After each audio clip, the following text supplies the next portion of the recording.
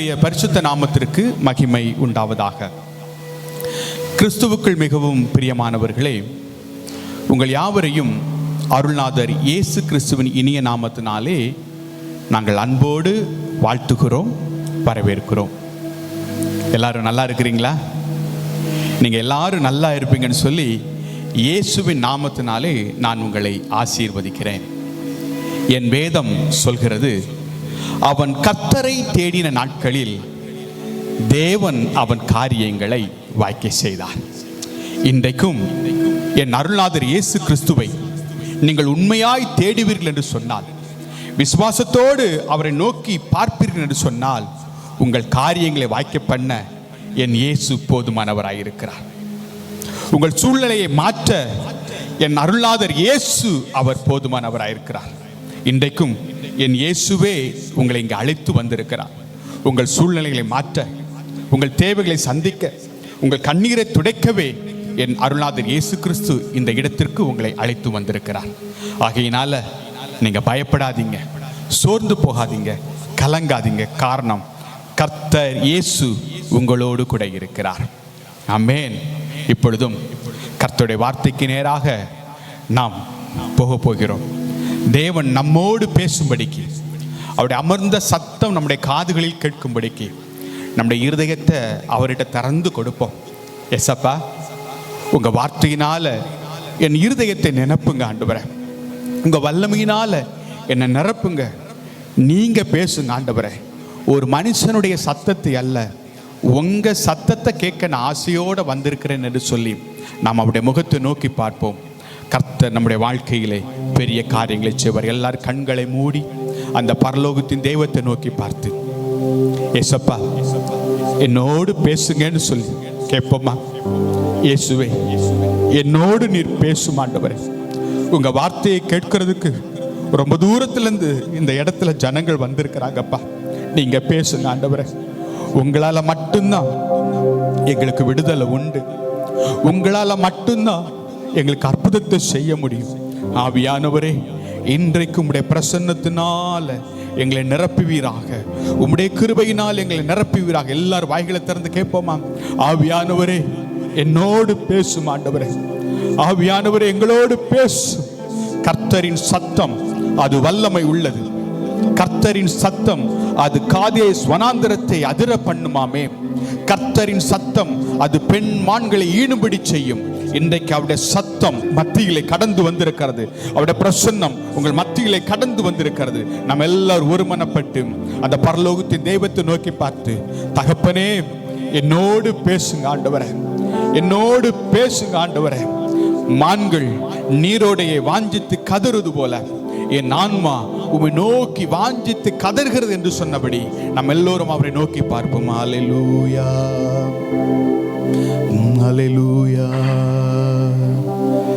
உம்மை போல நல்ல தேவன் யாரும் இல்லையே. உம்மை போல வல்ல தேவன் யாரும் இல்லையே. உம்மை போல நல்ல தேவன் யாரும் இல்லையே. உம்மை போல வல்ல தேவன் யாரும் இல்லையே. உம்மை போல என்னை காத்திட, உம்மை போல என்னை தாங்கிட, உம்மை போல என்னை தேற்றிட யாரும் இல்லையே. இசையா யாரும் இல்லையே. உம்மை போல என்னை காத்திட, உம்மை போல என்னை தாங்கிட, உம்மை போல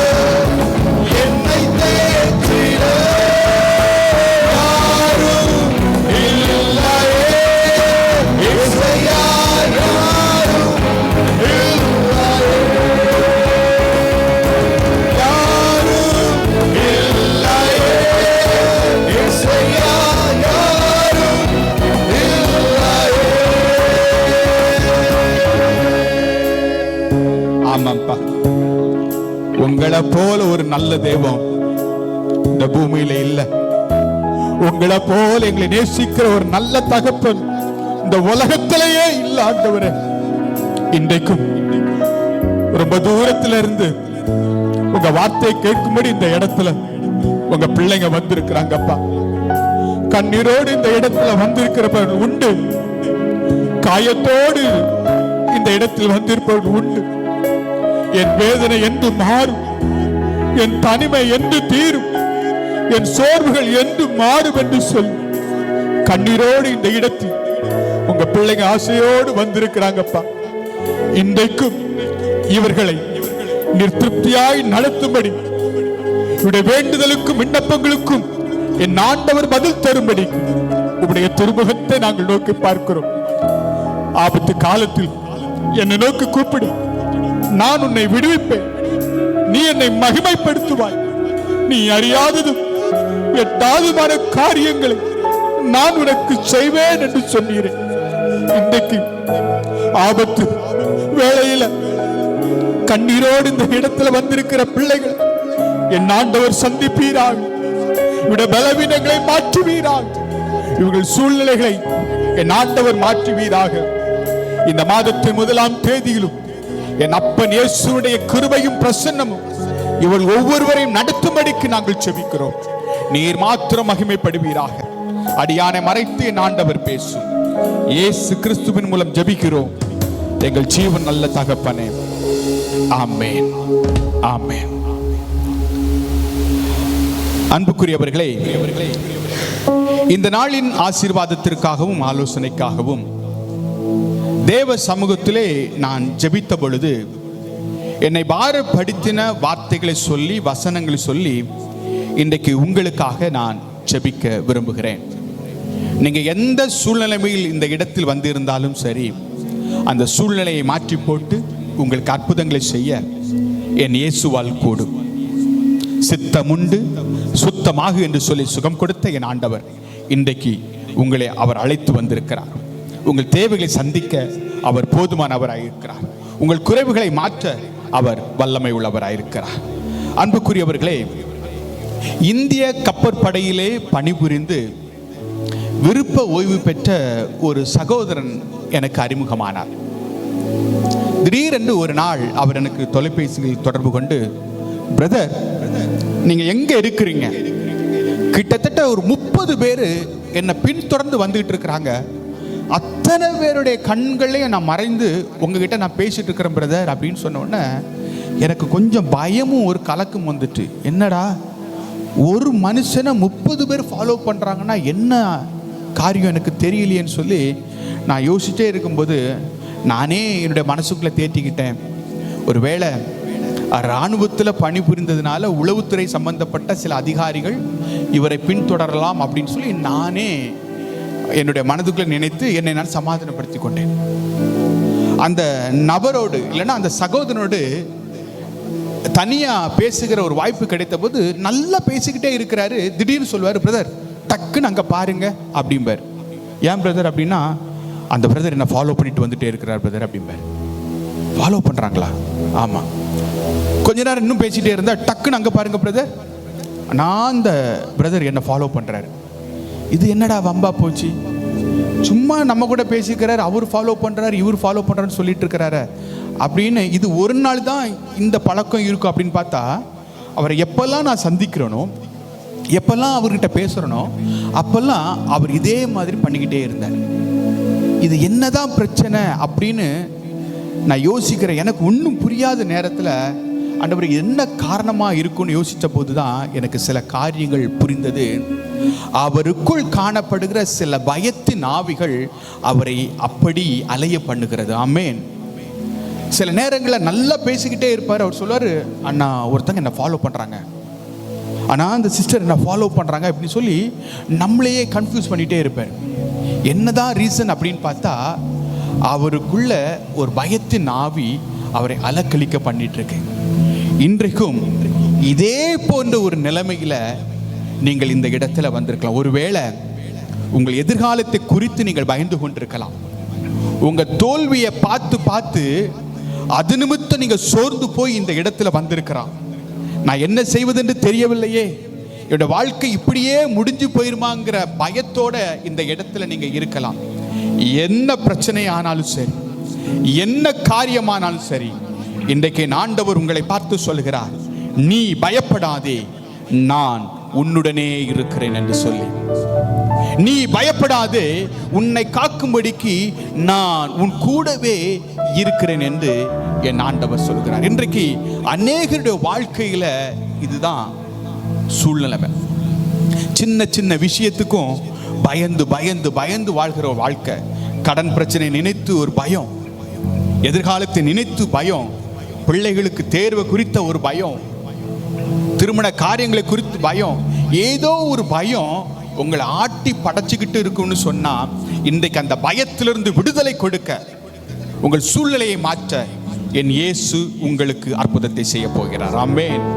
அதற்கு ஆதாரமாக நாம் வாசிக்க கேட்போம். ஏசாயா 41 அதிகாரம் அதன் 10வது வசனத்தை நாம் வாசிக்க கேட்போம். நீ பயப்படாதே, நீ பயப்படாதே, நான் உன்னுடனே இருக்கிறேன், நான் உன்னுடனே இருக்கிறேன், திகையாதே, திகையாதே, நான் உன் தேவன், நான் உன் தேவன், நான் உன்னை பலப்படுத்தி, நான் உன்னை பலப்படுத்தி உனக்கு சகாயம் பண்ணுவேன், உனக்கு சகாயம் பண்ணுவேன், என் நீதியின் வலது கரத்தினால் உன்னை தாங்குவேன், என் நீதியின் வலது கரத்தினால் நான் உன்னை தாங்குவேன் என்று என் ஆண்டவரே உங்களை பார்த்து சொல்ல. கரங்களை தட்டி ஆண்டவருக்கு மகிமை செலுத்துவோம். என கண்பான தேவ ஜனமே, என் அருளாளர் இயேசு கிறிஸ்து நம்மை படைத்த கர்த்தர், அவர் நம்மை பார்த்து சொல்கிறார், நீ பயப்படாதே, காரணம் நான் உன்னுடனே இருக்கிறேன், திகையாதே, நான் உன் தேவன், நான் உன்னை பலப்படுத்தி உனக்கு சகாயம் பண்ணுவேன், என் நீதியின் வலது கரத்தினால் நான் உன்னை தாங்குவேன் என்று சொல்லி. அன்புக்குரியவர்களே, இந்த ஏசாயா தீர்க்க தரிசன புத்தகத்தை நாம் வாசிக்கிற பொழுது, அந்த ஏசாயா தீர்க்க தரிசன புத்தகங்களே 66 அதிகாரங்கள் இருக்கிறதை நாம் பார்க்க முடியும். ஏசாயா தீர்க்க தரிசன புத்தகத்தில் 66 அதிகாரங்கள் இருக்கிறதை நாம் பார்க்க முடியும். நம்முடைய கரங்களிலே கொடுக்கப்பட்ட முழு வேதாகமத்தை நாம் பார்ப்போம் என்று சொன்னால் 66 புத்தகங்கள் இருக்கிறதை நாம் பார்க்க முடியும். உண்மைதானே? இந்த ஏசாயா தீர்க்க தரிசன புத்தகத்தை குறித்து வேத வல்லுநர்கள் என்ன சொல்றாங்கன்னா, ஆதியாகமம் முதற்கொண்டு வெளிப்படுத்தின விசேஷம் வரைக்கும் கொடுக்கப்பட்ட மொத்தத்தின் சுருக்கம் தான் இந்த ஏசாயா தீர்க்க தரிசன புஸ்தகம் என்று சொல்லி. கிட்டத்தட்ட வேதத்திலே 365 முறை நீ பயப்படாதே என்கிற வார்த்தையை நாம் வேதத்திலே வாசிக்க முடியும். ஏன்? ஒவ்வொரு நாளும் அவர் நம்மை பார்த்து சொல்கிறார், நீ பயப்படாதே.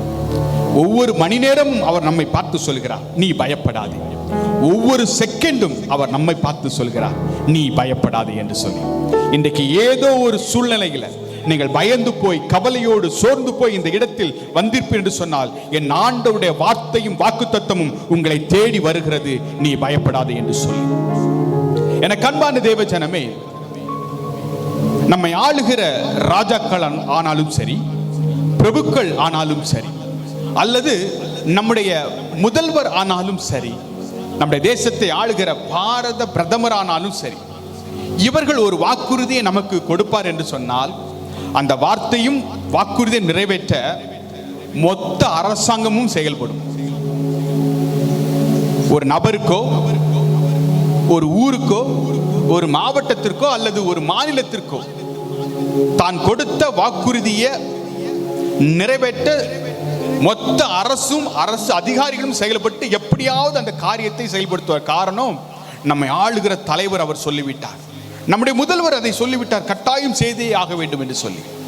இந்த உலகத்தில் இருக்கிற ஒரு மனுஷன் சொன்ன வாக்குறுதியை நிறைவேற்ற மொத்த அரசாங்கமே செயல்படுகிறது என்று சொன்னால், அண்ட சராசரங்களை படைத்த நம்முடைய ஆண்டவராகிய தேவன், பரலோகத்தின் கர்த்தர், அவர் நமக்கு ஒரு வார்த்தையை கொடுப்பார் என்று சொன்னால், அதை நிறைவேற்ற பரலோகமே இறங்கி வந்து நமக்கு உதவிகளை செய்யும். கரங்களை தட்டி, இன்றைக்கு பரலோகமே உங்களை இங்கே அழைத்து வந்திருக்கிறது. பரலோகமே இன்றைக்கு உங்களுக்கு உதவி செய்ய போகிறது. அவர் சொல்ல ஆகும், அவர் கட்டளையிட நிற்கும் என்று என் வேதம் சொல்கிறது. ஆம் அன்புக்குரியவர்களே, ஆம் அன்புக்குரியவர்களே, இன்றைக்கு பரலோகம் நமக்கு உதவி செய்ய போகிறது. பரலோகத்திலிருந்து நமக்கு ஒத்தாசை வரப்போகிறது. சங்கீதக்காரனாகிய தாவீது சொல்கிறார், எனக்கு ஒத்தாசை வரும். பர்வதங்களுக்கு நேராக என் கண்களை நான் ஏறெடுக்கிறேன். வானத்தையும் பூமியையும் படைத்த கர்த்தராலே எனக்கு ஒத்தாசை வரும் என்று சொல்லி, நீங்க என்னென்ன காரியத்தை குறித்து பயந்து கொண்டிருக்கிறீர்களோ, என்னென்ன காரியத்தை குறித்து சோர்ந்து போய் இருக்கிறீங்களோ, கவலையோடு இருக்கிறீர்களோ, அந்த காரியத்துல என் ஆண்டவர் ஒரு அற்புதத்தை செய்ய போகிறார். அதற்காகத்தான் உங்களை இங்கே அழைத்து வந்திருக்கிறார். அதற்காகத்தான் இந்த வார்த்தையை கொடுத்து உங்களை ஆசீர்வதிக்க போகிறார். நீ பயப்படாதே, நான் உன்னுடனே இருக்கிறேன், திகையாதே, நான் உன் தேவன், நான் உன்னை பலப்படுத்தி உனக்கு சகாயம் பண்ணுவேன், என் நீதியின் வலது கரத்தினால் நான் உன்னை தாங்குவேன். இந்த மாதம் மார்ச் மாதம், 3வது மாதம். இந்த வசனத்தை 3 பகுதியாக நாம் பிரித்து பார்க்க போகிறோம். முதலாவது, என் ஆண்டவர் நம்மை பார்த்து சொல்கிறார், நீ பயப்படாதே, நான் உன்னுடனே இருக்கிறேன் என்று சொல்லி. என கண்பான தேவ ஜனமே, ஒருவேளை உங்கள் எதிர்காலத்தை குறித்து நீங்கள் பயந்து கொண்டிருக்கலாம். உங்கள் தோல்வியை நினைத்து நீங்கள் பயந்து கொண்டிருக்கலாம். உங்கள் தேவையை நினைத்து நீங்கள் கலங்கி கொண்டிருக்கலாம். ஏன், உங்க சூழ்நிலையை நினைத்து நீங்கள் பயந்து கொண்டிருக்கலாம். உங்க தோல்வியை மாற்றி போட, உங்க சூழ்நிலையை மாற்றி போட என் ஆண்டவர் போதும். காரணம், அவர் சொல்கிறார், நீ பயப்படாதே, நான் உன்னுடனே இருக்கிறேன் என்று சொல்லி கரங்களை தட்டி ஆண்டவருக்கு மகிமை செலுத்துவோம். இரண்டாவதாக, திகையாதே, நான் உன் தேவன், நான் உன்னை பலப்படுத்தி உனக்கு சகாயம் பண்ணுவேன் என்று என் ஆண்டவர் சொல்கிறார். ஏதோ ஒரு சூழ்நிலை உங்களை பயமுறுத்தி கொண்டே இருக்கலாம். உங்கள் எதிர்காலத்தை குறித்து நீங்கள் பயந்து கொண்டிருக்கலாம். உங்கள் சூழ்நிலை குறித்து நீங்கள் பயந்து கொண்டிருக்கலாம். நீங்கள் சமாளிக்க முடியாத சில சவால்களை நினைத்து நீங்கள் பயந்து கொண்டிருக்கலாம். இன்றைக்கு உங்களை பார்த்து என் ஆண்டவர் சொல்கிறார், நீங்க பயப்படாதீங்க, நீங்க கலங்காதீங்க, நீங்க சோர்ந்து போகாதீங்க.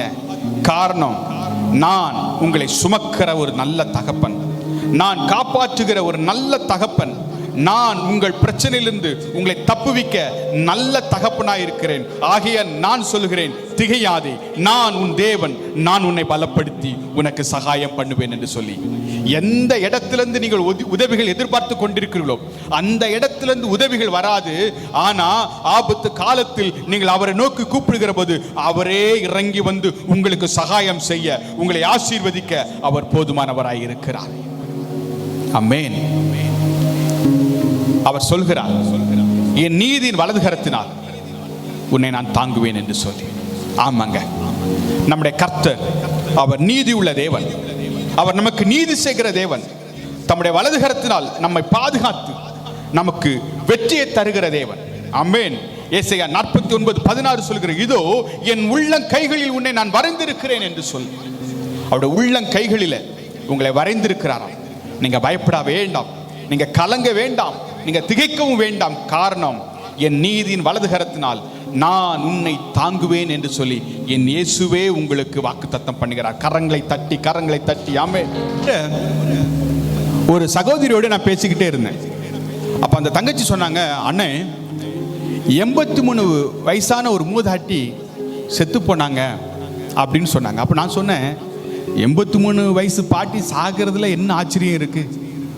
ஒரு வயசுல முதுமையில சாக வேண்டியது தானே, இதுல என்ன ஆச்சரியப்பட வேண்டியது இருக்கு அப்படின்னு சொன்னபோது அவங்க சொன்னாங்க, அண்ணா இந்த பாட்டி வியாதியினால செத்து இருந்தா பரவாயில்லை, இல்லைன்னா முதுமையின் அடிப்படையில் அவங்க செத்து இருந்தா பரவாயில்லை, அவங்க தற்கொலை பண்ணி செத்து போனாங்க அப்படின்னு சொல்லும்போது என் இருதயம் அப்படியே உடைஞ்சு போயிட்டு. 83 வயதான ஒரு மூதாட்டி வியாதியில செத்து இருந்தா கூட பரவாயில்லை, இல்ல முதுமை நிமித்தமா செத்து இருந்தா பரவாயில்லை, 83 வயது பாட்டி தற்கொலை பண்ணி செத்துக்கிட்டாங்க.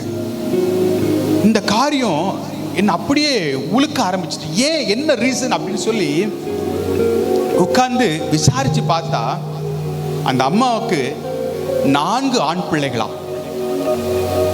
4 ஆண் பிள்ளைகள் அவங்களுக்கு உண்டு. இந்த 4வது மகனை பெற்று எடுக்கிற நேரத்தில் இவங்க யாரை நம்பி தன்னுடைய வாழ்க்கையை ஆரம்பித்தார்களோ, யாரை நம்பி இத்தனை குழந்தைகளை பெற்றெடுத்தாங்களோ, அந்த நல்ல கணவன் அவங்கள விட்டுக்கிட்டு வேறு ஒரு திருமணம் செஞ்சு ஓடி போயிட்டார்.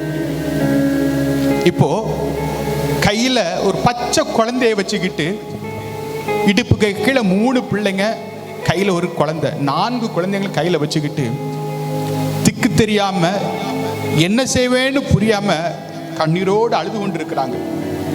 என்னுடைய 4 பிள்ளைகளை நான் வளர்க்கணும், என்ன செய்ய போறேன்னு தெரியலையே அப்படின்னு சொல்லி அவங்க அழுதுகிட்டே இருக்கிறாங்க. தன்னுடைய ஆசை, இந்த பிள்ளைகளை எப்படியாவது நல்லா படிக்க வைக்கணும், நல்ல நிலைமைக்கு கொண்டு வரணும், விட்டு போன என்னுடைய கணவனுக்கு முன்னாடி தலை நிமிர்ந்து நிற்கணும்னு சொல்லி தன்னுடைய ஆசை,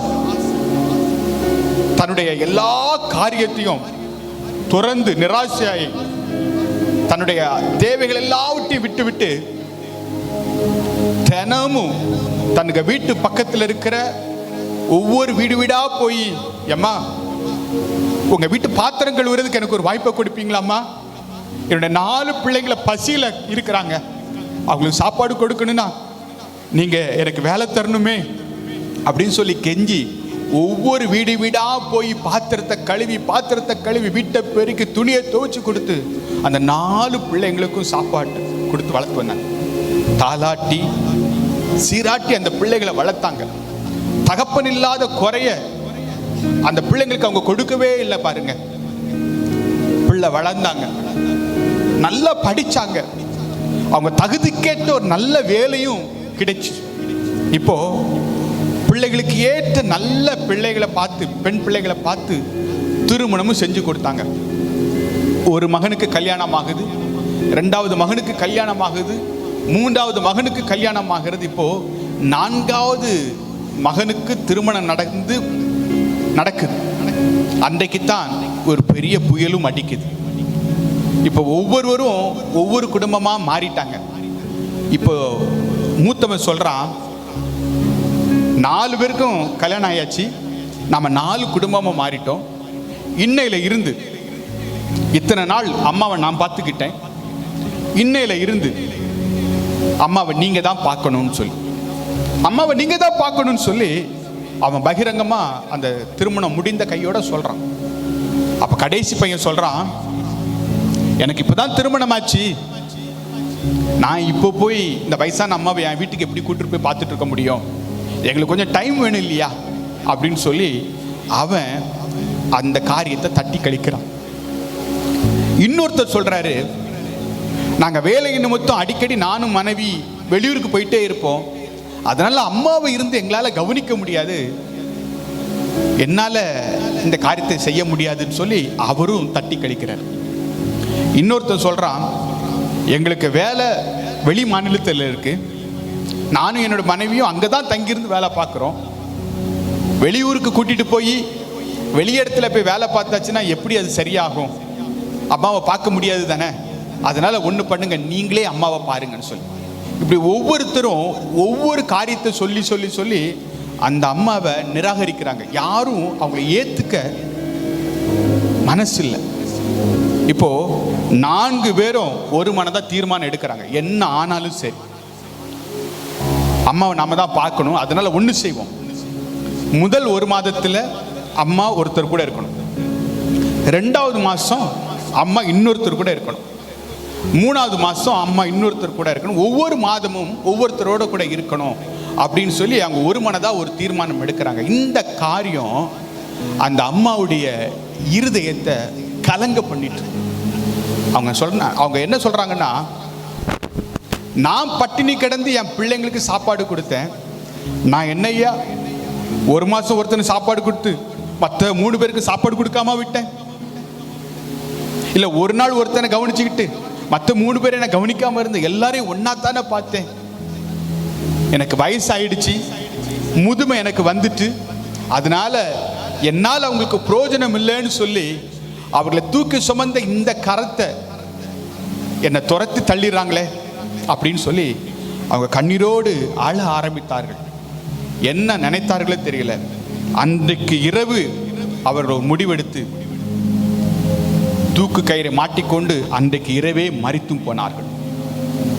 அந்த இரவே அவர்கள் மரித்தும் போனார்கள். காரணம் என்ன? என்னால என் பிள்ளைகளுக்கு பிரயோஜனம் இல்லை, என்னால என் குடும்பத்துக்கு பிரயோஜனம் இல்லை, எந்த பிள்ளையும் என்னை நேசிக்கல, என்னை பார்க்கல, நான் உபயோகமில்லாத ஒரு பாத்திரமா மாறிட்டேன், என்னோட முதுமையின் காலத்துல யார் என்ன தாங்குவா, யார் என்ன பத்திரமா நடத்துப்பாங்க, அவங்களுக்கு வந்ததுனால அந்த கவலையினால பயத்தினால ஒரு தவறான முடிவு எடுத்து தன் உயிரையே மாய்த்து போனார்கள். இன்றைக்கும் தற்கொலை எண்ணத்தோடு இந்த இடத்துல சில பேர் நீங்க இருக்கலாம். இன்றைக்கும் கடன் பிரச்சனையோடு இந்த இடத்துல நீங்க இருக்கலாம். ஏதோ ஒரு காரியம் உங்களை பயமுறுத்தி கொண்டே இருக்கலாம். எதுவானாலும் சரி, நீங்க பயப்படாதீர்கள். காரணம், என் ஆண்டவர் உங்களுக்கு உதவி செய்வார். அவர்களுக்கு இல்லாத ஒரு நம்பிக்கை நமக்கு உண்டுங்க. அவர்களுக்கு இல்லாத ஒரு ஆசீர்வாதம் நமக்கு உண்டு. நம்முடைய தேவன் ஜீவனுள்ள தேவன். அவர் ஜீவிக்கிறவர். அவர் நேற்று மீண்டும் என்றும் மாறாதவர். தம்மை நோக்கி கூப்பிடுகிற யாவருக்கும், உண்மையாய் தம்மை நோக்கி கூப்பிடுகிற யாவருக்கும் அவர் சமீபமாய் இருக்கிற ஒரு நல்ல தகப்பன். ஆபத்து நாளில் நான் அவனோடு கூட இருந்து அவனை தப்புவிப்பேன் என்று என் ஆண்டவர் சொல்கிறார். நீங்க கூப்பிட்டா மட்டும் போதும். அவருடைய முகத்தை மட்டும் நோக்கி பார்ப்பேன் என்று சொன்னார், கட்டாயம் என் ஆண்டவர் உங்களுக்கு அற்புதத்தை செய்வார். கட்டாயம் உங்க வாழ்க்கையில என் ஆண்டவர் பெரிய காரியத்தை செய்வார். நீங்க பயப்படாதீங்க, சோர்ந்து போகாதீங்க, கலங்காதீர்கள். காரணம், உங்களுக்கு அற்புதத்தை செய்ய என் இயேசுவால் முடியும். எரிகிற அக்கினி சூளையிலே சாத்ராக் மேஷாக் ஆபேத்நேகோவை காப்பாற்ற என் ஆண்டவரால் முடியும் என்று சொன்னால், இன்றைக்கும் உங்களை காப்பாற்ற அவரால் முடியும். அவரால் முடியும். அவரை நீங்கள் நம்புவீர்கள் என்று சொன்னால், அவரை நீங்கள் விசுவாசிப்பீர்கள் என்று சொன்னால், கட்டாயம் என் ஆண்டவர் உங்களுக்கு அற்புதத்தை செய்வார். அன்புக்குரியவர்களே, இந்த நாளிலும் 3 காரியங்களை குறித்து நாம் பார்க்க போகிறோம். முதலாவது, பயத்தோடு இருந்த ஜனங்களுக்கு கர்த்தர் எப்படி அற்புதம் செய்தார் என்றும், இரண்டாவது, இந்த பயத்தை போக்குவதற்கு மாற்றுவதற்கு நாம் என்ன செய்ய வேண்டும் என்று சொல்லி, அதற்கு ஒரு சொல்யூஷன் வேணும் இல்லையா, என்ன செய்ய வேண்டும் என்று சொல்லி, மூன்றாவது, தேவன் நம்மிடத்தில் எதிர்பார்க்கிற காரியங்கள் என்ன என்று சொல்லி 3 காரியங்களை குறித்து நாம் சிந்தித்து இன்றைக்கு நாம் புறப்பட்டு செல்ல இருக்கிறோம். அன்புக்குரியவர்களே, இந்த நாளிலும் பயத்தோடு இருந்த ஜனங்களுக்கு என் ஆண்டவர் எப்படி அற்புதம் செய்தார் அப்படிங்கிறத வேதத்தின் வாயிலாக நாம் கற்றுக்கொள்ள போகிறோம். லூக்கா 1ஆம் அதிகாரம் அதில் 13வது வசனத்தை நாம் பார்க்கிற பொழுது, தூதன் அவனை நோக்கி, சகரியாவே பயப்படாது, உன் வேண்டுதல் கேட்கப்பட்டது. உன் மனைவியாகிய எலிசபெத்து உனக்கு ஒரு குமாரனை பெறுவாள். அவனுக்கு யோவான் என்று பெயரிடுவாயாக.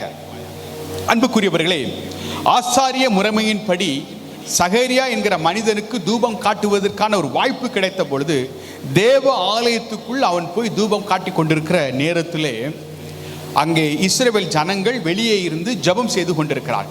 அப்பொழுது தூதன் அவருக்கு முன்னாடி வந்து நிற்கிறார். இதை பார்த்த உடனே அவன் பயந்து கலங்கி போய் நிற்கும் போது, என்ன செய்யுதுன்னு தெரியாதுன்னு சொன்ன போது, தூதன் அவனை பார்த்து சொல்றான், ஐயா நீ பயப்படாதே, உன் வேண்டுதல் கேட்கப்பட்டது, உன் வேண்டுதல் கேட்கப்பட்டது. இன்னைக்கு ரொம்ப நாளா ப்ரேயர் பண்ணி நீங்க டயர்ட் ஆயிட்டீங்க. அதனால ஒருவித பயம் என்னன்னா, ஆண்டவர் நம்மளை மறந்துட்டாரோ, அவர் நம்ம மேல அன்பே இல்லாம ஆயிட்டாரா, அவர் நம்மளை கைவிட்டுட்டாரா அப்படிங்கிற ஒரு பயம் உங்களுக்குள்ள இருக்கு. இன்னைக்கு ஆண்டவர் சொல்றாரு, பயப்படாதே, உன் வேண்டுதல் கேட்கப்பட்டது என்று சொல்லி. அதோடு கூட அவர் சொல்லுகிறாரு, உனக்கு ஒரு குமாரன் பெறுவான், அவனுக்கு யோவான் என்று பெயரிடுவாய் என்று சொல்லி, ரொம்ப நாளா குழந்தை இல்லாமல் இருந்த அந்த குடும்பத்தினுக்கு என் ஆண்டவர் கர்ப்பத்தின் கனியை தந்து அவர்களை ஆசீர்வதித்தார். ஆமென்.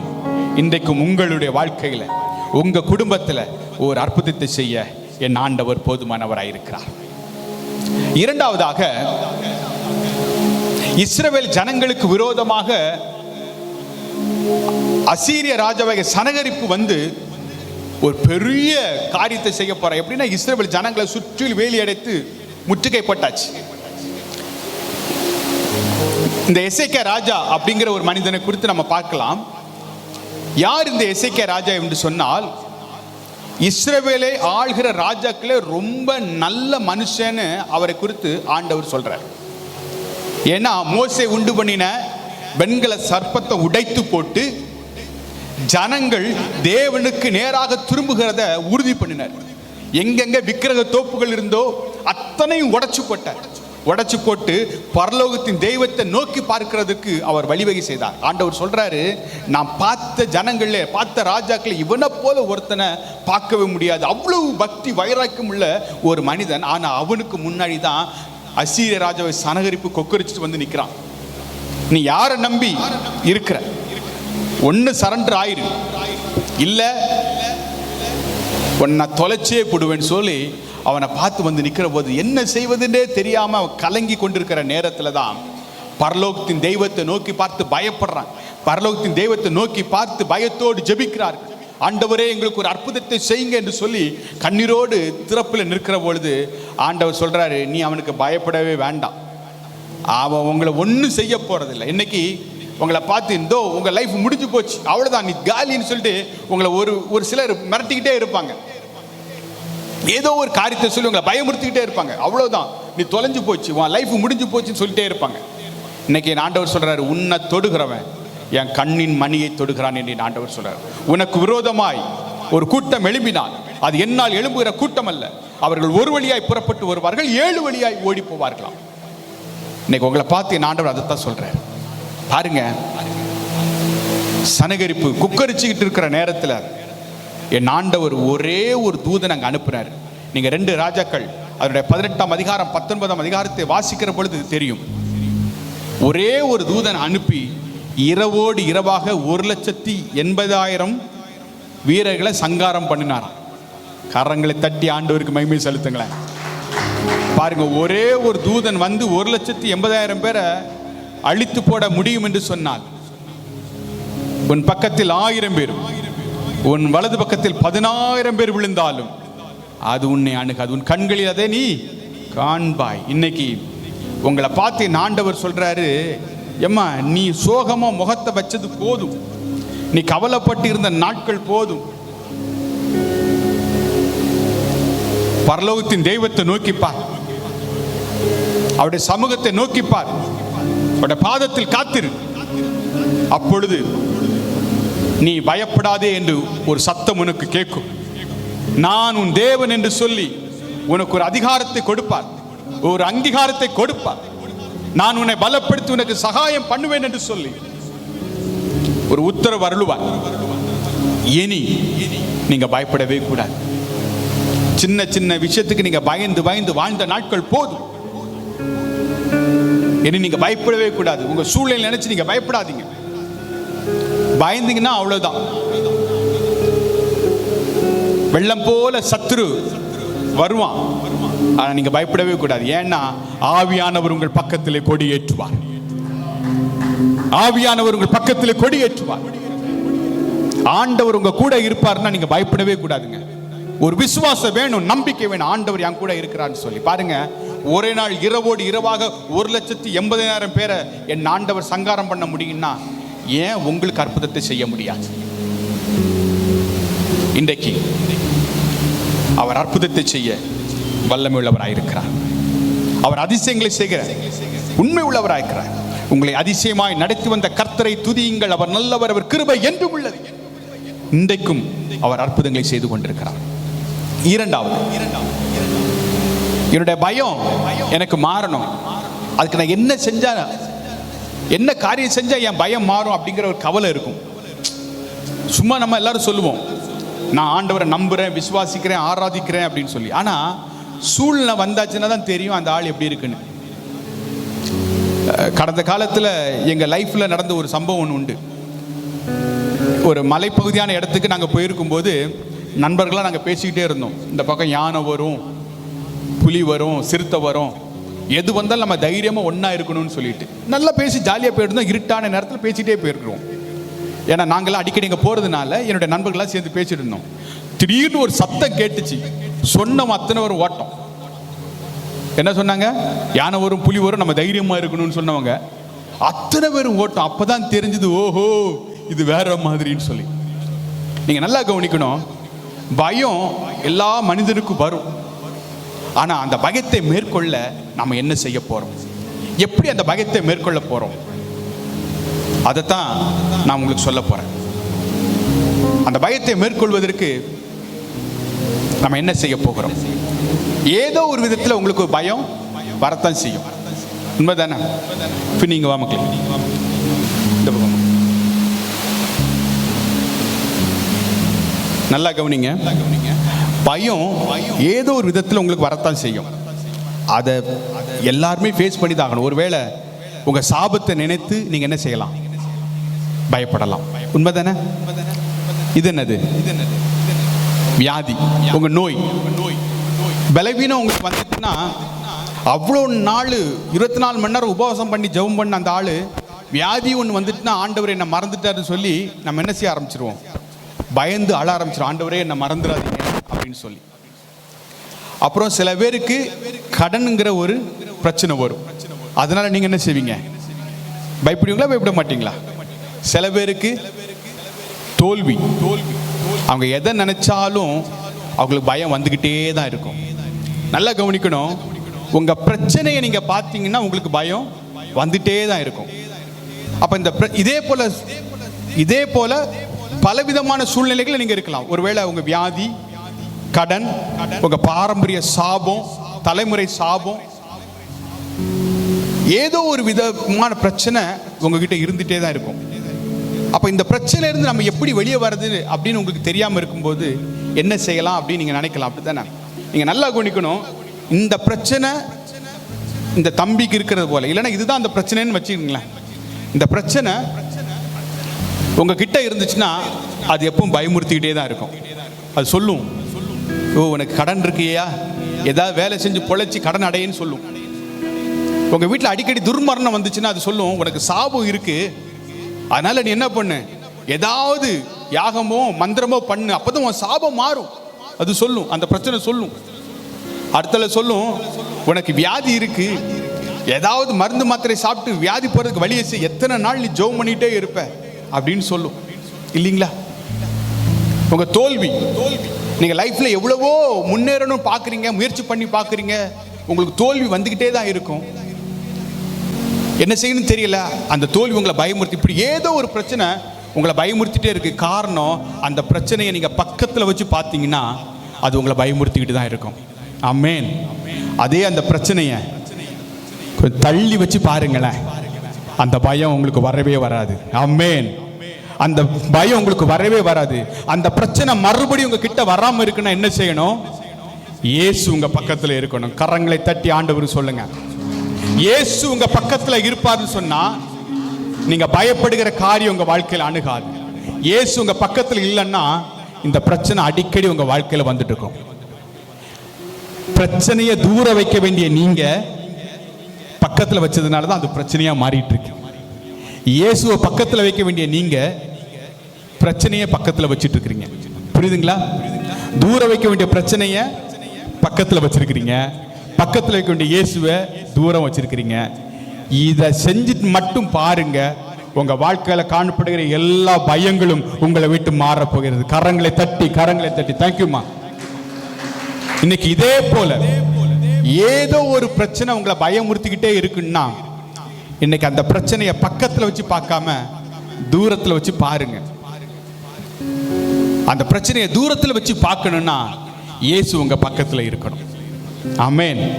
இயேசு உங்க பக்கத்துல இருப்பாருன்னா உங்களுக்கு பிரச்சனையே இல்லை. ஏசாயா மன்னிக்கணும், எரேமியா 46:28 சொல்கிறது, என் தாசனாகிய யாக்கோபே நீ பயப்படாதே, நான் உன்னுடனே கூட இருக்கிறேன் என்று ஆண்டவர் சொல்கிறார்.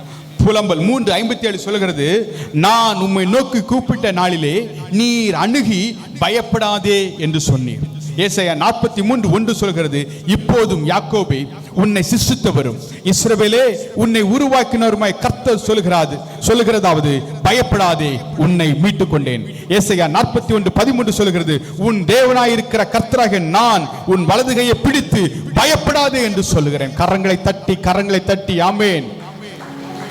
365 முறை பயப்படாதே என்ற வார்த்தை வருகிறது என்று சொன்னால் ஒவ்வொரு நாளும் உங்களை பார்த்து ஆண்டவர் சொல்கிறார், நீ பயப்படாதே என்று ஆண்டவர் சொல்கிறார். உங்க பக்கத்துல உங்களை பார்த்து கையை கொடுத்து சொல்லுங்க, தூரத்துல வைக்க வேண்டிய பிரச்சனைய பக்கத்துல வச்சிருக்கிற, அதனால பிரச்சனை பக்கத்துல வந்து இருக்கு. பக்கத்துல வைக்க வேண்டிய இயேசுவை தூரத்துல வச்சிருக்கிற, அதனால பிரச்சனை உன் பக்கத்திலேயே இருக்கு. உண்மைதானே? சில பேர் சிரிக்கிறாங்க, என் பிரச்சனையே பக்கத்துல தான் இருக்கு.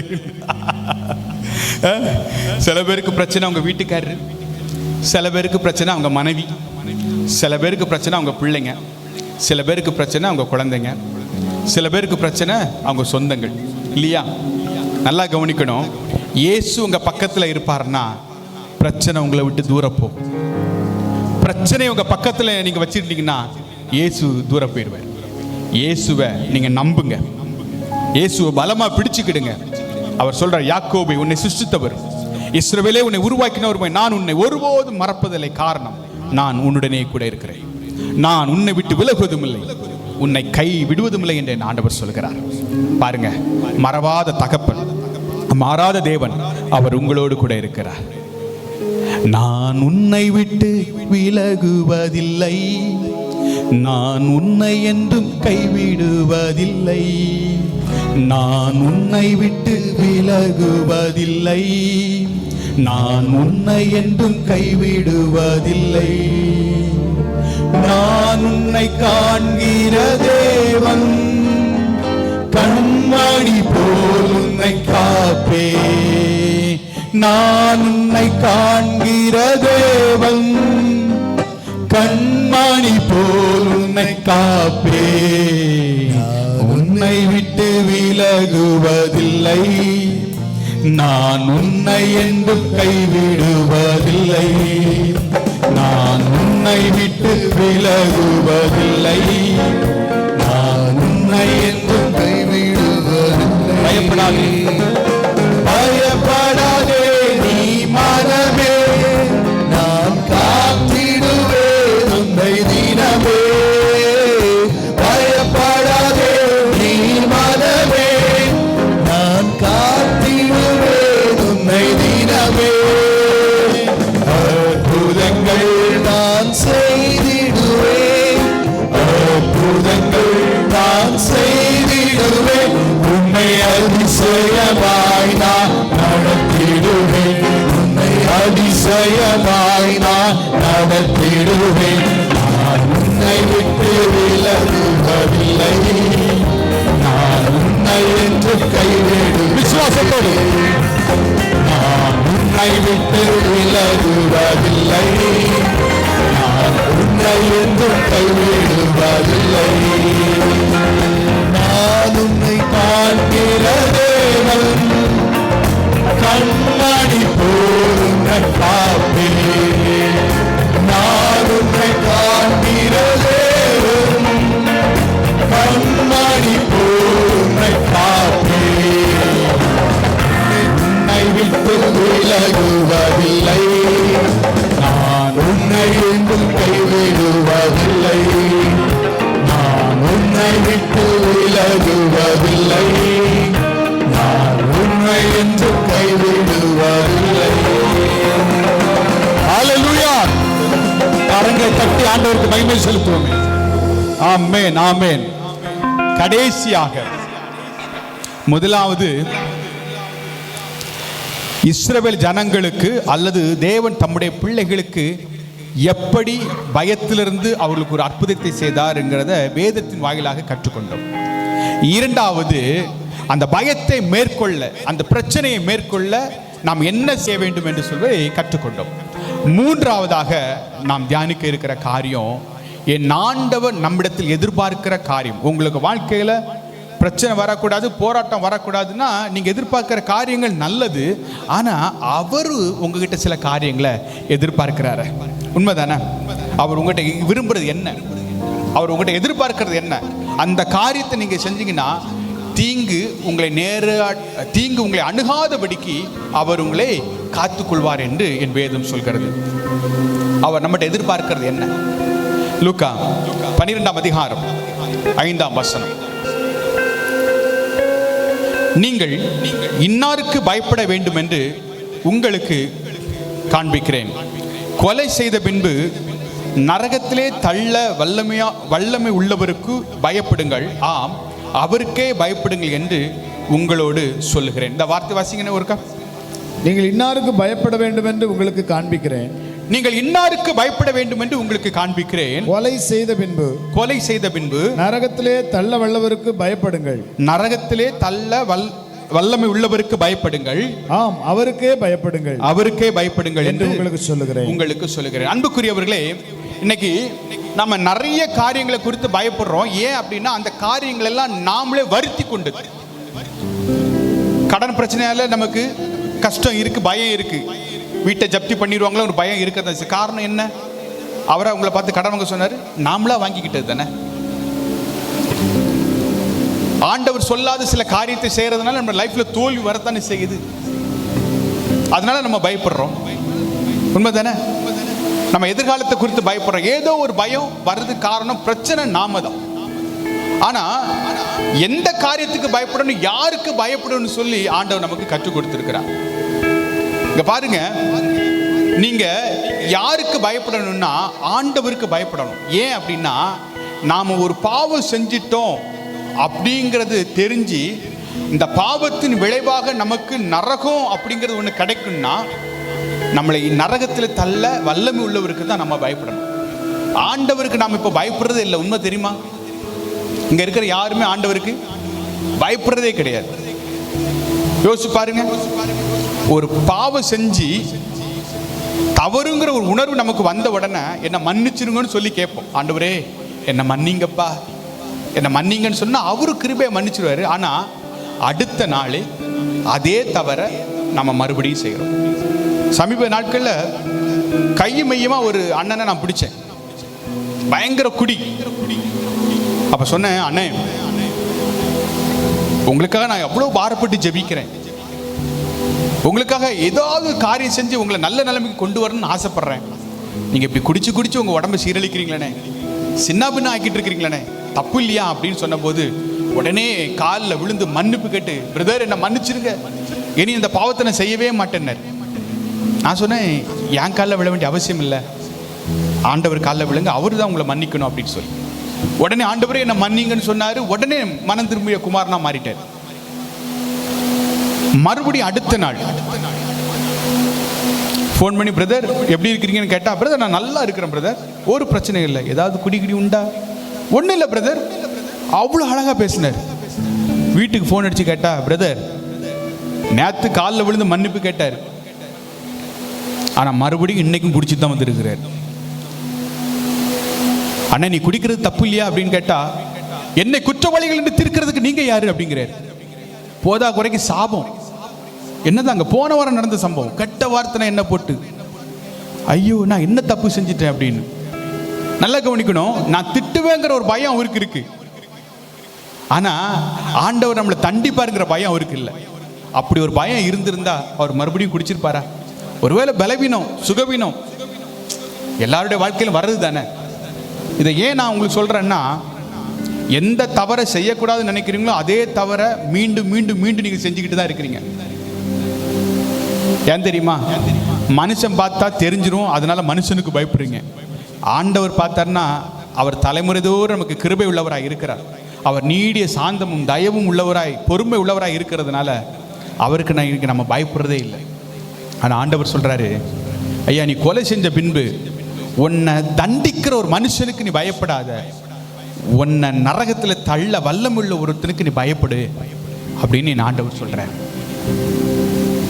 அந்த பயம் உங்க வாழ்க்கையில வந்தா மட்டும்தான் நீங்க பரலோக ராஜ்யத்தை சுதந்திரிக்க முடியும். இங்க இருக்க எத்தனை பேருக்கு பரலோகம் வேணும்? எல்லாருக்கும் பரலோகம் வேணும். ஆனா பரலோகத்துக்கு போறதுக்கான வாசப்படியை கூட நாம இன்னும் கால் வைக்கலீங்களே. பரலோகத்தை பார்க்கணும்னு ஆசை இருக்கு, இப்ப சொல்ற காரியத்தை இதுவரைக்கும் நம்ம செய்யலையே. உண்மைதானே? என் ஆண்டவர் முகமுகமா பார்க்கணும், அவருடைய பிரசன்னத்தினால் நிரப்பப்படணும், ஆவியானவர் என்னை நிரப்பணும்னு சொல்லி நம்ம ஆசைப்படுறோம். ஆனா ஆவியானவர் விரும்புகிற காரியத்தை நம்ம செய்கிறோமா? ஆண்டவருக்கு பயந்து ஒரு வாழ்க்கை நம்ம வாழுகிறோமா? கொலை செய்யாதிருப்பாயின்னு சொல்றோம், நாம யாரும் கொலை செய்யல தான், உண்மைதான், யாரும் கொலை செய்யல தான். விபச்சாரம் செய்யாதிருப்பாயின்னு சொல்றோம், நாமளும் யாரும் விபச்சாரம் செய்யல தான். ஆனா இருதயத்துல தினம் செஞ்சுக்கிட்டு தானே இருக்கிறோம். ஒரு ஸ்திரியை இச்சையோடு பார்க்கிற எவனும் அவளோடு ஒரு மனுஷனை கத்தி எடுத்து குத்துனா மட்டும் இல்லைங்க கொலை, உங்க வார்த்தையினால் அவனை காயப்படுத்தினாலும் அதுவும் கொலைதான். உண்மைதானே? அதுவும் கொலைதான். ஆண்டவர் விரும்புகிற காரியம், ஐயா நீ பயப்படாதே, நான் உன்னோடு கூட இருக்கிறேன், நான் உன் தேவன், நான் உன்னை பலப்படுத்தி உனக்கு சகாயம் பண்ணுவேன், என் நீதியின் வலது கரத்தினால் நான் உன்னை தாங்குவேன். உண்மைதான். அவர் தாங்கணும்னா, அவர் நம்மளை சுமக்கணும்னா, அவர் நம்மளை தப்பு வைக்கணும்னா நாம் அவருடைய பிள்ளையாய் மாறணும், நாம் அவருடைய பிள்ளையாய் வாழணும், அவர் இருதயத்தின் நினைவுகளை அறிந்து செயல்படணும். முதலாவது தேவனுடைய ராஜ்யத்தையும் அவருடைய நீதியை தேடுங்கள், அப்பொழுது இவைகளெல்லாம் உங்களுக்கு கூட கொடுக்கப்படும் என்று சொன்னபடி அவருடைய ராஜ்யத்தை தேடுகிற பிள்ளைகளாய் நாம் வாழ்ந்து கொண்டிருக்கிறோமா? அவருக்கு பிரியமான பிள்ளைகளாய் நாம் வாழ்ந்து கொண்டிருக்கிறோமா? யோசித்து பாருங்கள். இன்னைக்கு உங்க பழைய வாழ்க்கை எதுவானாலும் சரி, உங்க கடந்த கால அனுபவங்கள் எதுவானாலும் சரி, ஆண்டவர்கிட்ட மன்னிப்பு கேளுங்க. என்னை மன்னிங்கன்னு கேளுங்க. என் காயங்களை மன்னிங்க, என் குற்றங்களை மன்னிங்க, என் குறைவுகளை மன்னிங்க, என்னை உண்மை போல மாற்றுங்க என்று சொல்லி பரலோகத்தின் தெய்வத்தை நாம் நோக்கி பார்க்கிற பொழுது என் ஆண்டவர் உங்களுக்கு மனம் இறங்கி உங்களுக்கு அற்புதத்தை செய்வார். உங்க பாவத்திலிருந்து உங்களுக்கு விடுதலை கொடுப்பார், உங்கள் சாபத்திலிருந்து உங்களுக்கு விடுதலை கொடுப்பார், உங்கள் தோல்வியிலிருந்து உங்களுக்கு விடுதலை கொடுப்பார், உங்கள் கடன் பிரச்சனையிலிருந்து உங்களுக்கு விடுதலை கொடுப்பார். எந்த சூழ்நிலையானாலும் சரி அந்த சூழ்நிலையை மாற்றி போட என் ஆண்டவர் உங்களுக்கு உதவி செய்வார். ஏசாயா 1ஆம் அதிகாரம் அதன் 18வது வசனத்தை நாம் வாசிப்போம். ஏசாயா 1:18 கடைசியாக. ஏசாயா 1ஆம் அதிகாரம் அதன் 18வது வசனம். வழக்காடுவோம் வாருங்கள் என்று கர்த்தர் சொல்லுகிறார். வழக்காடுவோம் வாருங்கள் என்று கர்த்தர் சொல்லுகிறார். உங்கள் பாவங்கள் சிவேர் என்று இருந்தாலும், உங்கள் பாவங்கள் சிவரே என்று இருந்தாலும் உறைந்த மழையைப் போல், உறைந்த மழையைப் போல் வெண்மையாகும், வெண்மையாகும். அவைகள் இரத்தாம்பர சிவப்பா இருந்தாலும், அவைகள் இரத்தாம்பர சிவப்பா இருந்தாலும் பஞ்சை போல் ஆகும், வெண் பஞ்சை போல் மாறும் என்று என் ஆண்டவர் உங்களை பார்த்து சொல்கிறார். இன்றைக்கு அவர் கேட்கிறார், நாம வழக்காடுவோம், நாம பேசி பார்ப்போம், நீ வா என் சமூகத்தில் வா, என்னோட பேசு, உன் பாவத்தை ஒப்புவி, உன் பாவத்தை அறிக்கை செய், ஒப்புரவாகு. உன்னுடைய பாவங்கள் இரத்தாம்பர சிவப்பா இருந்தாலும் நான் அவைகளை வெண் பஞ்சை போல மாற்றுவேன் என்று என் ஆண்டவர் சொல்கிறார். அவருடைய வார்த்தையை உங்க வாழ்க்கையில் நிறைவேற பண்ணணும்னா இந்த வசனத்துக்கு நீங்க கீழ்ப்படியணுங்க. இன்னைக்கு ஒப்புரவாகும் போது, இன்றைக்கு நீங்கள் தேவ சமூகத்தில் உங்களை ஒப்புரவாகும்படிக்கு என் ஆண்டவர் உங்களை அழைக்கிறார். என் ஆண்டவர் அழைக்கிறார். என்ன பாவமானாலும் சரி, என்ன காரியமானாலும் சரி, தேவ சமூகத்தில் இன்னைக்கு ஒப்புரவாகுங்க. தேவ சமூகத்தில் உங்களை ஒப்புவீங்க. அவர் கட்டாயம் உங்க வாழ்க்கையில அற்புதத்தை செய்வார். நம்ம எல்லாரும் எழுந்திருப்போமா? எழுந்திருந்து ஆண்டவர் நமக்கு அற்புதத்தை செய்ய, ஆண்டவர் நம்மை வழிநடத்த, நம்ம சமூகத்தில் அறிக்கை செய்து விட்டு ஒப்புரவாகும்படிக்கு என் ஆண்டவர் அழைக்கிறார். உங்கள் பாவங்கள் இரத்தாம்பர சிவப்பா இருந்தாலும் அவைகள் வெண் பஞ்சை போல மாறும். ஒருவருக்கு ஒருவர் பட்சிக்கிற அந்த அனுபவம் உங்களை விட்டு மாறட்டும். ஒருவரை ஒருவர் குறை சொல்லுகிற அந்த அனுபவங்கள் மாறட்டும். ஒருவரை ஒருவர் குற்றப்படுத்துகிற அந்த சுவாபங்கள் மாறட்டும். எந்த பாவமானாலும் சரி, எந்த பாவமானாலும் சரி, அது விபச்சாரமோ, வேசித்தனமோ, பெருமையோ, பொறாமையோ, எந்த காரியமானாலும் சரி, இதுவரைக்கும் நீங்க விழுந்து போனது உண்மைதான். ஒருவேளை மனுஷனுக்கு உங்க தவறுகள் தெரியாம இருக்கலாம், மனிதன் உங்கள் தவறை காண்பதில்லை.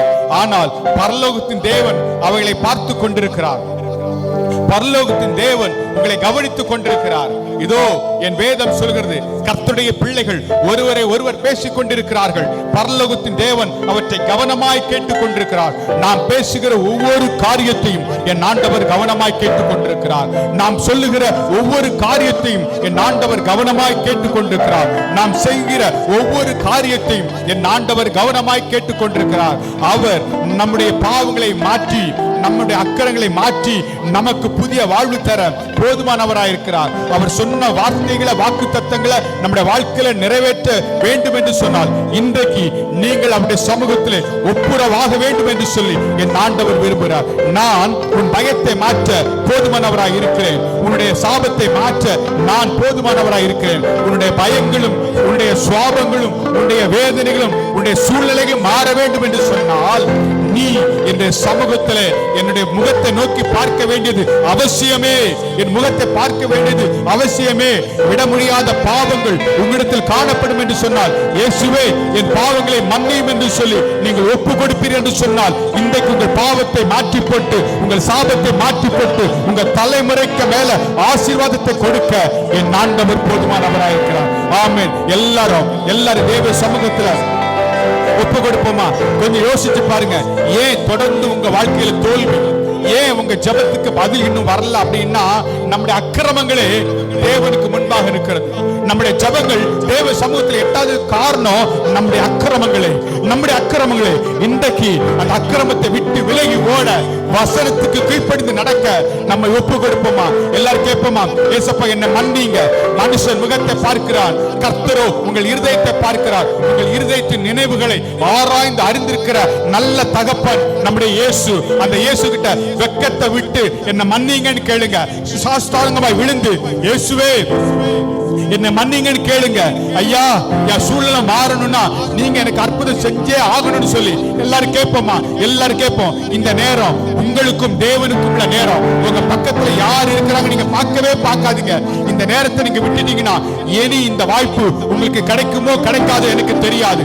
இந்த வாய்ப்பை நீங்க பயன்படுத்திக் கொள்ளுங்க. இயேசு இன்றைக்கு உங்களை அழைக்கிறார், அன்போடு அழைக்கிறார். இந்த அன்பின் நற்செய்தி கூடுகையில என் ஆண்டவர் உங்களை பார்த்து சொல்லுகிற காரியம், உன்னுடைய பாவங்கள் இரத்தாம்பர சிவப்பாய் இருந்தால் அவைகள் வெண் பஞ்சை போல மாறும். வழக்காடுவோம் வாருங்கள், வழக்காடுவோம் வாருங்கள் என்று என் ஆண்டவர் சொல்லுகிறார். இப்போது கேட்போமா? ஆண்டவரே என்னை மன்னிங்கன்னு சொல்லுங்க. என்ன மன்னிங்க. அவர் யாவரையும் மன்னிக்க வல்லமை உள்ளவராயிருக்கிறார். தம்மை நோக்கி கூப்பிடுகிற யாவருக்கும் அவர் போதுமானவராயிருக்கிறார். திகையாதே, கலங்காதே. நான் உன் தேவன். நான் உன்னை பலப்படுத்தி உனக்கு சகாயம் பண்ணுவேன். என் நீதியின் வலது கரத்தினால் நான் உன்னை தாங்குவேன் என்று சொன்ன வார்த்தை உங்க சிரசுக்கு மேல வந்து நிக்குது. அதை ரிசீவ் பண்ணணும்னா நீங்க பாவ அறிக்கை செய்ய வேண்டியது அவசியம். ஆமென், ஆமென், ஆமென். அன்றைக்கு யோவான் வனாந்தரத்தில் கூப்பிட்ட சத்தமாய் காணப்பட்டான். இன்றைக்கு உங்களை பார்த்து நான் சொல்லுகிறேன், இன்றைக்கு இயேசு வருவார் என்று சொன்னார். இயேசுடைய வருகை இருக்கும் என்று சொன்னார். நாம் பரலோகம் போவோமா? பரலோகத்தின் மேல உங்களுக்கு வாஞ்சை இருக்கிறதா? அந்த விசுவாசம் இருக்கிறதா? நிச்சயம் இருக்கிறதா? யோசித்து பாருங்கள். ஒப்பு கொடுப்போம். ஹல்லேலூயா, ஹல்லேலூயா. இயேசுவே என்னை மன்னியும் என்று கேட்போம். என்னை மன்னிங்க. மனசார கேளுங்க. என்னை மன்னிங்க, என் பாவங்களை மன்னியும், என் குற்றங்களை மன்னியும் என்று சொல்லி நாம் எல்லாரும் கேட்போம். முழு உள்ளத்தோட கேட்போம். ஆமென். வெட்கத்தை விட்டு கேட்போம். விடுதலையோட கேட்போம். ஹல்லேலூயா, ஆமென். உம்மை விட்டா யாரும் இல்ல ஏசையா, உம்மை விட யாரும் இல்ல ஏசையா, உம்மை விட்டா யாரும் இல்ல ஏசையா, உம்மை விட யாரும் இல்ல ஏசையா. நீங்க போதும் எனக்கு, நீங்க போதும் எனக்கு, நீங்க போதும், நீங்க போதும், நீங்க போதும் எனக்கு, நீங்க போதும் எனக்கு, நீங்க போதும் எனக்கு, நீங்க போதும், நீங்க போதும், நீங்க போதும் எனக்கு. உம்மை விட்ட யாரும் இல்ல. உங்கள் வலது கரத்தை உயர்த்தி என்ன மன்னிங்கன்னு கேட்போமா? இந்த பரம்பரை சாபம் முடிய போகுது. யாரும் இல்ல ஏசையா, உம்மை விட யாரும் இல்ல ஏசையா.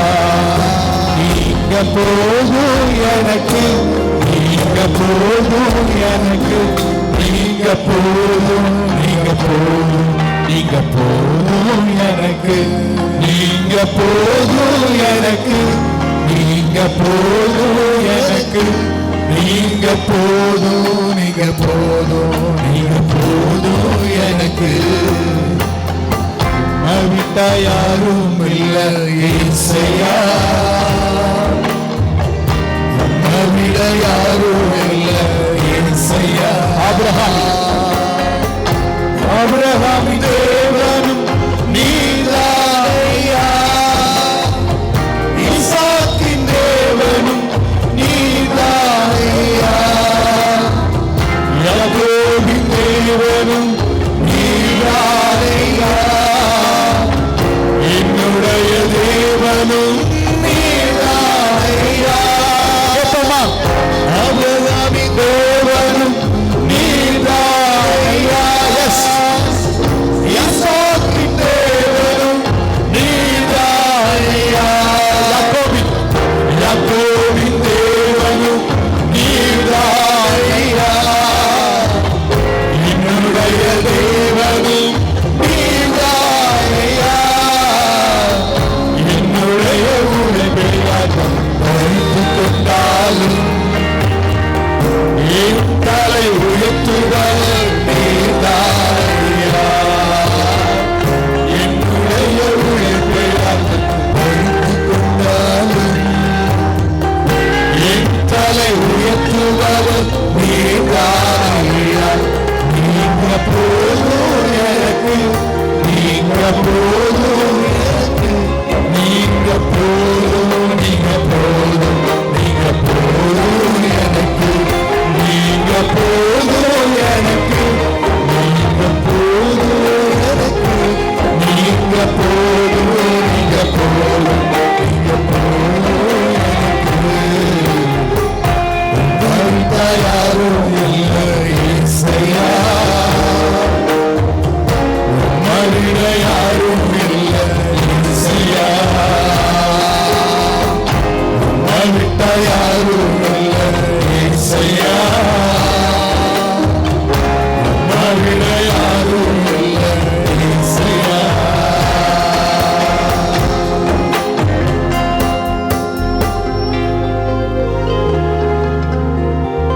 உங்க வலது கரத்தை பரலோகத்துக்கு நேரா காண்பித்து உங்க சூழ்நிலைமை எனக்கு தெரிய வேண்டிய அவசியம் இல்லை. நீங்க என்ன சூழ்நிலை இருக்கிறீங்கிறது உங்களுக்கு தெரியும். அதை பரலோகத்தின் தேவன் பார்த்துக்கிட்டே இருக்கிறார்.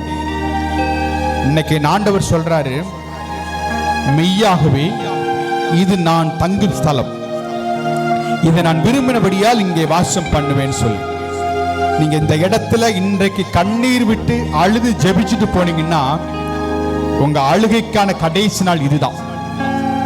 அது எந்த சூழ்நிலையான இருக்கட்டும், அது என்ன நிலைமை வேணாலும் இருக்கட்டும், எதுவானாலும் பரவாயில்லை. இன்றைக்கு கண்ணீரோடு அவருடைய முகத்தை நோக்கி பார்ப்போம். உங்க பிரச்சனைய என் இயேசுவுக்கு சொல்லுங்க. ஆண்டவரே, கடன் பிரச்சனையோடு நான் இருக்கிறேன், சம்பாதிக்கிற என் மொத்த காசும் வட்டிக்கு தாயா போயிட்டு இருக்கு, நான் வியாதியோட இருக்கிறேன், ஒரு மாசம் சம்பளம் வாங்கினா அத்தனை சம்பளமும் மருந்து மாத்திரைக்கு தாயா போகுது, நான் என்னென்னமோ செஞ்சு பார்க்கிறேன், என் பிசினஸ்ல பிளெஸிங் ஆசீர்வாதம் இல்ல ஆண்டவரே, தோல்வி தொடர் தோல்விகளே நான் பார்த்துக்கிட்டே இருக்கேன், என்ன செய்ய போறேன்னே தெரியலன்னு நீங்க யோசிக்கலாம். உங்க பழைய வாழ்க்கையை நினைச்சு நினைச்சு நினைச்சு நீங்க இன்னைக்கு புலம்பிக்கிட்டே இருக்கலாம். இன்றைக்கு ஆண்டவர் சொல்கிறார், உங்க சாபம் உங்களை விட்டு மாற போகிறது, உங்க கடன் பிரச்சனை உங்களை விட்டு மாற போகிறது, உங்கள் வியாதி உங்களை விட்டு மாற போகிறது, உங்கள் தோல்விகள் உங்களை விட்டு மாற போகிறது. என்ன சூழ்நிலையானாலும் சரி, எந்த காரியமானாலும் சரி, இன்னைக்கு ஆண்டவர் அற்புதத்தை செய்ய போகிறார். அதுக்கு முன்னாடி நம்ம ஒரு காரியத்தை செய்ய போறோம். சாஷ்டாங்கமா தேவ சமூகத்தில் விழுந்து, ஆண்டவரே என்னை மன்னியுன்னு சொல்லுங்க. நம்முடைய ஜெபங்கள் ஏன் தெரியுமா இன்னும் ஆண்டவர்கிட்ட போய் எட்டல? நம்முடைய பாவங்கள், நம்முடைய அக்கிரமங்கள் தேவனுக்கு முன்னாடி போய் சேர மாட்டேங்குதுங்க நம்ம ஜெபம்.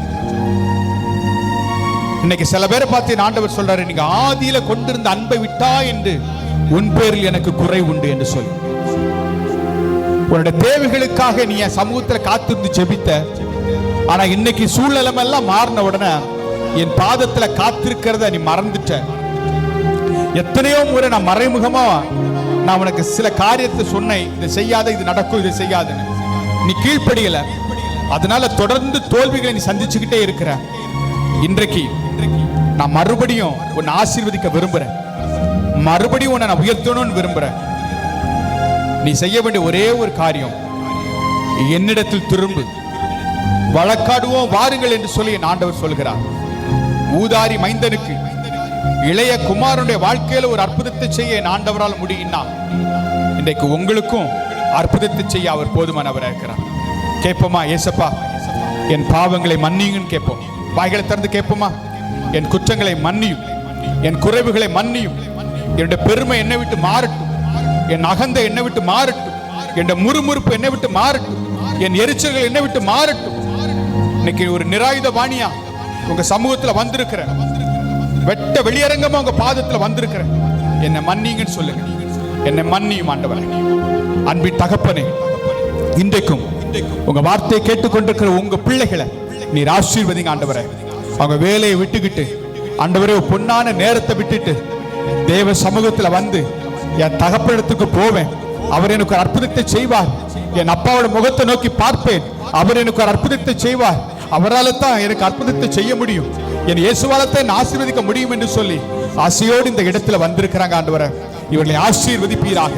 இவருடைய சூழ்நிலைகள் மாறட்டும், இவருடைய தோல்விகள் மாறட்டும், இவருடைய பயங்கள் மாறட்டும், ஆண்டவரை சந்திக்க முடியாத சவால்கள் மாறட்டும் இயேசுவின் நாமத்தினாலே. பாரங்கள் மாறட்டும், கட்டுகள் மாறட்டும், பிள்ளைகளுடைய எதிர்காலங்கள் ஆசீர்வதிக்கப்படட்டும், குழந்தை பாக்கியங்கள் கிடைக்கட்டும், நல்ல வேலை கிடைக்கட்டும், எதிர்காலம் ஆசீர்வாதமாய் மாறட்டும் தகப்பனே. நீர் அப்படியே செய்வதற்காக நன்றி. வந்திருக்கிற ஒவ்வொருவரையும் என் ஆண்டவர் ஆசீர்வதிக்கிற தயவிற்காக நன்றி ஆண்டவர். இன்றைக்கு அவருடைய வாழ்க்கையில எல்லா பலவீனத்துக்கும் எல்லா கவலைக்கும் நீங்க முற்றுப்புள்ளி வைக்க போறதற்காக நன்றி. முற்றுப்புள்ளி வைக்க போற கிருபைக்காய் நன்றி. நீங்க நினைப்பதற்கும் வேண்டுவதற்கு மேலான காரியங்களை எங்க வாழ்க்கையில் நாங்க செய்ய போற தகப்பனீங்க. நாங்க நினைப்பதற்கு வேண்டுவதற்கு மேலான காரியங்களை எங்க வாழ்க்கையில செய்ய போறீங்கப்பா. நீங்க அப்படியே செய்வதற்காக நன்றி. எங்களை தரை மட்டும் நாங்கள் தாழ்த்துகிறோம் தகப்பனே. இன்றைக்கும் இந்த வார்த்தை கேட்க வந்த ஒவ்வொரு பிள்ளைகளையும் நீர் ஆசீர்வதிப்பீராக, நன்மையால் நிரப்புவீராக. ஆண்டவரே, பாடல்களை பாடி ஆண்டவரே உம்முடைய நாமத்தை மகிமைப்படுத்த பிள்ளைகளை நீர் ஆசீர்வதியும் ஆண்டவரே. ரொம்ப தூரத்திலிருந்து இந்த இடத்துல வந்து உம்முடைய வார்த்தை கேட்க வந்திருக்க ஒவ்வொரு பிள்ளைகளையும் ஆசீர்வதியும். அவருடைய கர்ப்பத்தின் கனிகளை ஆசீர்வதியும் ஆண்டவரே. உங்க பிசினஸ் ஆசீர்வதிங்க. பிள்ளைகளை நினைச்சு பயந்துகிட்டு இருக்கிறாங்க, பிள்ளைகளை ஆசீர்வதிங்க ஆண்டவரே. ஏன்னா உன்னை என் உள்ள கையில் நான் வரைந்திருக்கிறேன், உன் மதிகள் எப்போதும் எனக்கு முன்பாக இருக்கிறது. பிள்ளைய நினைச்சு நினைச்சு நினைச்சு நாங்க பயந்துகிட்டே இருக்கிறோம். இன்னையிலிருந்து அவனை உங்க கரத்துல ஒப்பு கொடுக்கிறோம். என் ஆண்டவர் பொறுப்படுத்திக் கொள்ளுங்க ஆண்டவரே. நல்ல இசைக்கருவிகளை மீட்டு இந்த நாமத்தை மகிமைப்படுத்த பிள்ளைகள் மேல உடைய கரம் வைக்கப்படட்டும் ஆண்டவரே. அப்பா, சவுண்ட் சிஸ்டத்தை பயன்படுத்தின பிள்ளைகளை ஆசீர்வதிங்க ஆண்டவரே. கேமரா செட்டிங்ஸ் செய்த பிள்ளைகளை ஆசீர்வதிங்க. இங்க இருக்கிற ஒவ்வொருவரையும் ஆசீர்வதிங்க விசேஷ விதமா. இந்த அன்பின் உள்ள ஊழியங்களுக்காக உதவி செய்கிற ஒவ்வொரு பிள்ளைகளுக்காக, ஒவ்வொரு குடும்பத்திற்காக நன்றி. இதன் மூலமாய் உதவி பெறுகிற ஒவ்வொரு குடும்பங்களை நீங்க ஆசீர்வதிங்க. இந்த நாளிலும் ஆண்டவரே, வருகிற ஒவ்வொரு பிள்ளைகளுக்கும் நல்ல டீ ஸ்நாக்ஸ் கொடுக்கணும்னு சொல்லி மனசார கோயம்புத்தூர்ல இருந்து உதவிகள் செய்த குடும்பத்திற்காக நாங்கள் கர்த்தரை துதிக்கிறோம். அன்பு பிள்ளைகளை நீர் ஆசீர்வதிப்பீராக, ஆசீர்வதிப்பீராக. அப்பா, இடம் கொள்ளாமற் போக மட்டும் நான் உங்களை ஆசீர்வதிப்பேன் என்று சொன்னபடி இவர்கள் இடம் கொள்ளாமற் போக மட்டும் ஆசீர்வதிப்பதற்காக நன்றி. இன்றைக்கு இவருடைய அழுகையை ஆனந்த களிப்பாய் மாற்றுவதற்காக நன்றி. இவருடைய பலவீனங்களை மாற்றுவதற்காக நன்றி. முதுகு வலியோட வந்திருக்கிற பிள்ளைகளுக்கு என் ஆண்டவர் அற்புதத்தை செய்வதற்காக நன்றி. ஆண்டவரை, குதிகால் வலியோடு இருக்கிற பிள்ளைகளுக்கு என் ஆண்டவர் அற்புதத்தை செய்வதற்காக நன்றி. பட்சம் ஆண்டவரை தொடுங்க ஆண்டவரை. மனநிலை பாதிக்கப்பட்டிருக்கிற பிள்ளைகளுக்கு என் ஆண்டவர் அற்புதத்தை செய்யுங்க ஆண்டவரை. கனநித்திரையின் ஆவியோடு போராடுகிற பிள்ளைகளுக்கு என் ஆண்டவர் அற்புதத்தை செய்யுங்க. பலவீனத்தோடு இருக்கிற பிள்ளைகளுக்கு என் ஆண்டவர் அற்புதத்தை செய்யுங்க. ஐயா, என்ன செஞ்சாலும் எனக்கு ஆசீர்வாதம் இல்லைன்னு சொல்லி விரக்தியோடு இருக்கிற பிள்ளைகளுக்கு என் ஆண்டவர் அற்புதத்தை செய்யுங்க. ஆமாப்பா, நீங்க பெரிய காரியங்களை செய்வதற்காக நன்றி. காரணம், நாங்க உங்களை நம்பி வந்திருக்கிறோம். என் ஆண்டவர் பெரிய காரியங்களை செய்யும். பிள்ளைகளுடைய எதிர்காலங்களை பொறுப்படுத்திக் கொள்ளும். இயேசு கிறிஸ்துவின் மூலம் ஜெபிக்கிறோம் எங்கள் ஜீவன் நல்ல தகப்பனே. ஆமென், ஆமென். என் ஆத்துமாவே கர்த்தரை ஸ்தோத்திரி, என் முழு உள்ளமே அவருடைய பரிசுத்த நாமத்தை ஸ்தோத்திரி. என் ஆத்துமாவே கர்த்தரை ஸ்தோத்திரி, கர்த்தர் செய்த சகல உபகாரங்களையும் மறவாது. ஆமென். ஆசீர்வாதம். நம்முடைய கர்த்தராகிய இயேசு கிறிஸ்துவின் கிருபையும் பரிசுத்த ஆவியானுடைய அந்யோன்யமும் சகோதர ஐக்கியமும் உங்கள் அனைவரோடும் கூட இருப்பதாக. ஆமென், ஆமென், ஆமென். Thank you. God bless you.